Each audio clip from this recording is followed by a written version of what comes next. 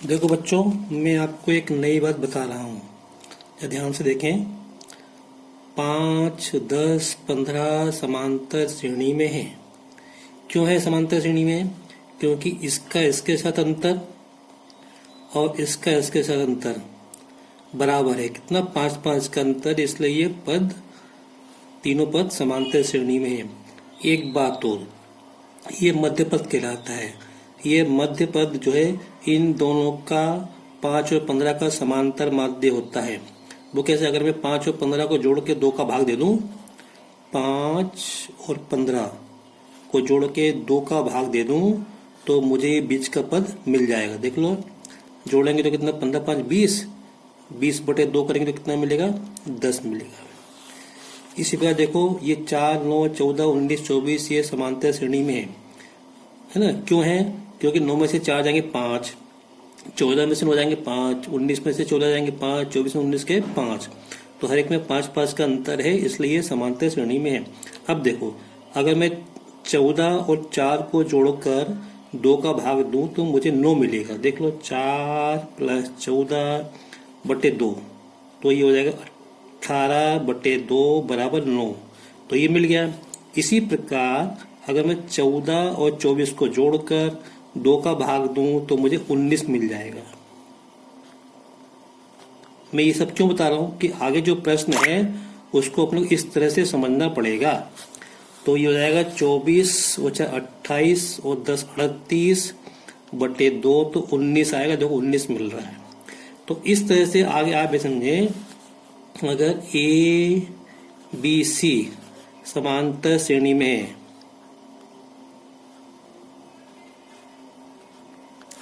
अगर A B C 3 पद समांतर श्रेणी में है, इसका मतलब ये है इनका जो अंतर है वो अंतर बराबर होगा। यहां से हमको ये देखना है, ए और सी को जोड़ के 2 का भाग देंगे तो ये बी के बराबर होगा। तो यहाँ बी को हम क्या कहते हैं? इसको कहते हैं समांतर माध्य। ए और सी का, बी को हम क्या कहते हैं? ए और सी का समांतर माध्य कहते हैं। ये आपने सांख्यिकी में भी पढ़ा होगा, समांतर माध्य कहते हैं। तो बस इसी को अपने को समझना है, आगे जो प्रश्न है वो हमको करना है। देखो कैसे।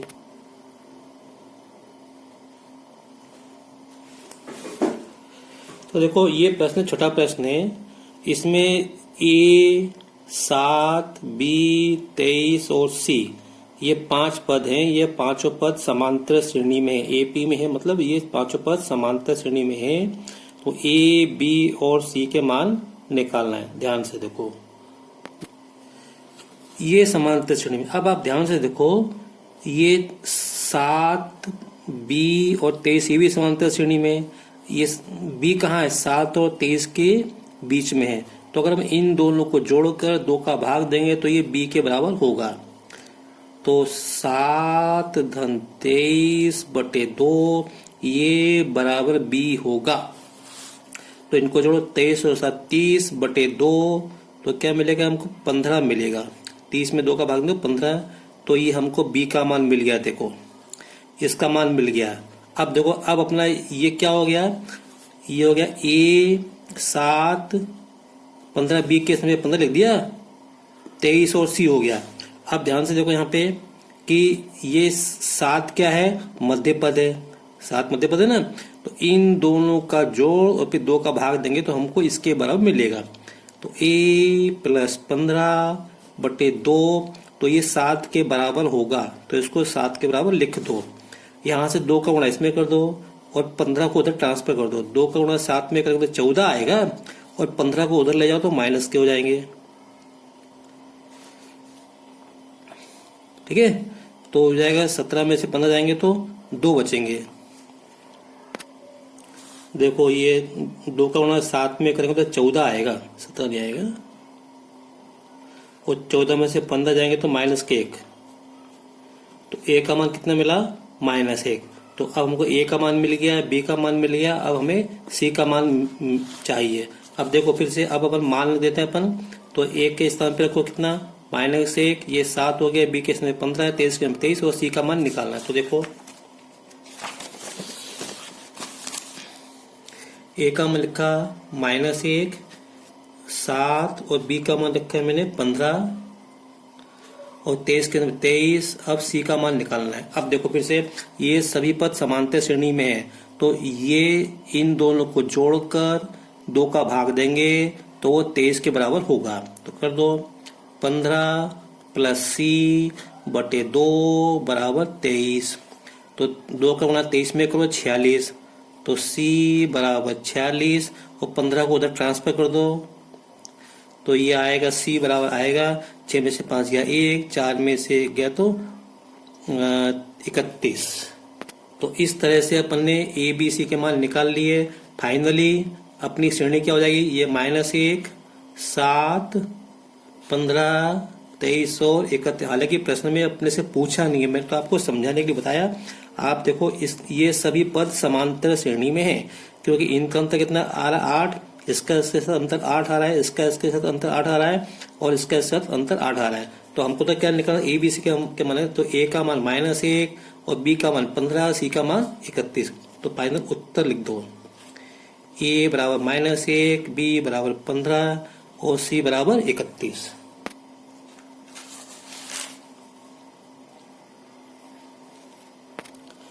ये 7वां प्रश्न है पेज नंबर 44 पर प्रश्न बैंक का। एक समांतर श्रेणी का 14वां पद उसके 8वें पद का दुगना है। यदि उसका छठा पद -8 है तो उसके प्रथम 20 पदों का योगफल ज्ञात करो। फिर सुन लो, एक समांतर श्रेणी का 14वां पद उसके 8वें पद का दुगना है। यदि उसका छठा पद -8 है तो उसके प्रथम 20 पदों का योगफल निकालो। तो देखो अपन पदों का योगफल अपन तब निकाल पाएंगे जब कम से कम अपने को प्रथम पद तो मालूम होना चाहिए। तो यहाँ पे अपने को प्रथम पद नहीं मालूम और अपने को सारवंतर भी नहीं मालूम, तो हम प्रथम पद ए मान लेंगे और सारवंतर डी मान लेंगे। अब मैंने आपको बताया था कि 14वां पद क्या होगा, ए 14 बराबर ए प्लस 13D। इसी वह 8वां पद क्या होगा, ए 8 बराबर ए प्लस 7D। इसी वह छठा पद क्या होगा, ए 6 बराबर ए प्लस 5D। ये मैंने पहले चर्चा करी थी आपको। देखो ये 14वां पद 8वें पद का दुगना है और छठा पद अपने को -8 दिया हुआ है, तो अपने को एस 20 अपने को निकालना है। तो माना प्रथम पद ए और सारवंतर डी, तब ए एन बराबर ए प्लस एन -1 इंटू डी। इस सूत्र से ए 14 बराबर हो जाएगा ए प्लस 14 - 1 13D। आप सीधे लिख दो इसको, है ना, इसमें लिखे हो तो अपना टाइम जाएगा। ए 14 बराबर ए प्लस 13D। इसी प्रकार ए 8 बराबर ए प्लस 7D और इसी प्रकार ए 6 बराबर ए प्लस 5D।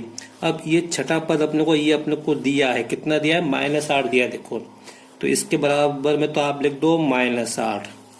तो हमको देखो दो चर हैं ए और डी, तो इसके लिए हमको 2 समीकरण चाहिए। तो एक समीकरण तो हमको ये मिल गया, अब दूसरा समीकरण हमको इससे मिलेगा। कैसे, देखो अब इनमें क्या संबंध दिया है, ये 14वां पद 8वें पद का दुगुना है। तो यहाँ से ए 14 बराबर 2 गुणा ए 8, ये ए है। तो ए 14 का मान कितना है, ए प्लस 13D बराबर 2 कोष्टक में ए 8 कितना है, ए प्लस 7D।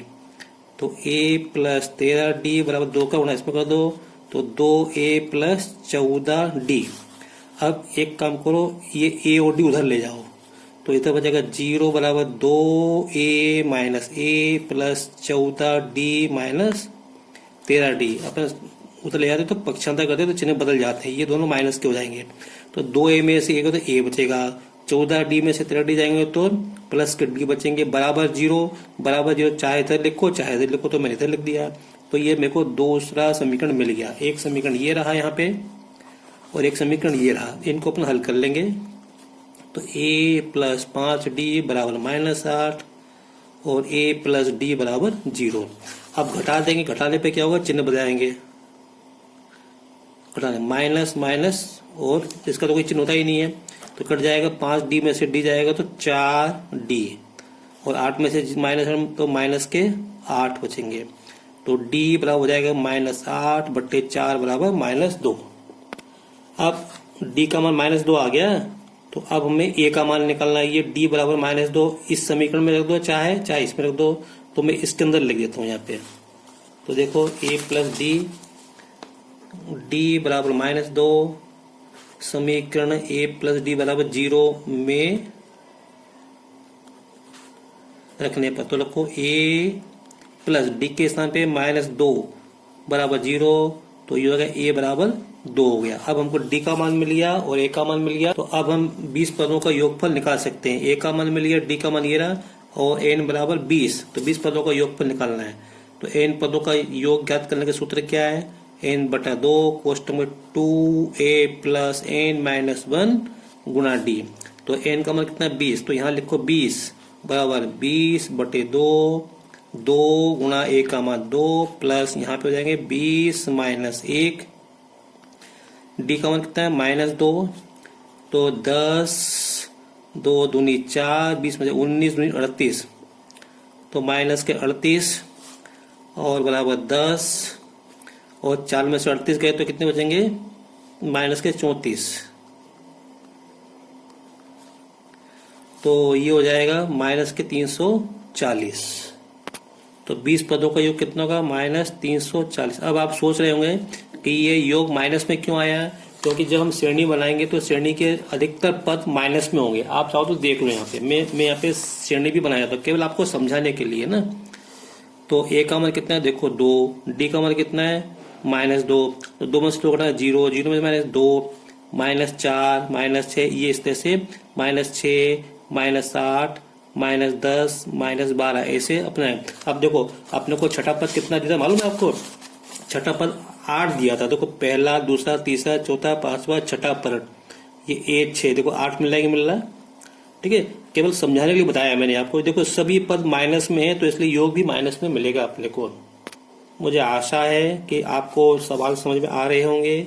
मेरा वीडियो पसंद आया हो तो आप इसे लाइक करें, शेयर करें और सब्सक्राइब करें। अपने दोस्तों को भेजें, दूसरे विद्यार्थियों को भेजें ताकि वो इसका लाभ उठा सकें। Thank you.